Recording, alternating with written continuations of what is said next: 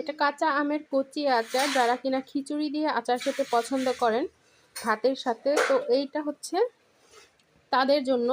এখানে আমি হলুদ, মরিচ আর লবণ দিয়ে আমটাকে একদিন শুকিয়ে নিয়েছি, জাস্ট পানিটাকে শুকাই নিছি।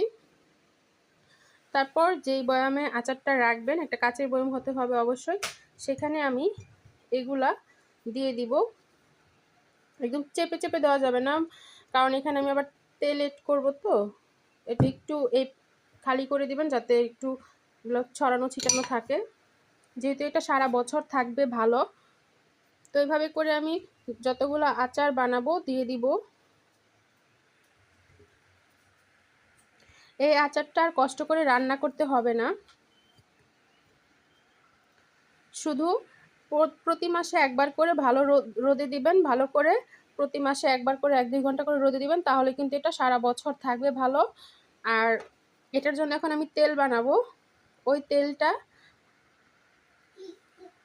একটু ঠান্ডা হলে এখানে দিয়ে দিব। আর ওই তেল দেওয়ার পরে টানা 4 থেকে 5 দিন এটাকে রোদে দিতে হবে, 3-4 ঘন্টা করে, তাহলেই কিন্তু এটা মানে রান্না হয়ে যাবে আর কি।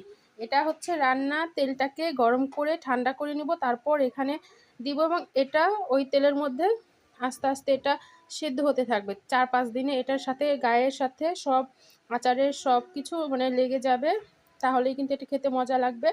এটা আমি এখন তেলটা বানাবো, দেখাই চলেন। তো কড়াইয়ে আমি সরিষার তেল দিয়ে নিয়েছি।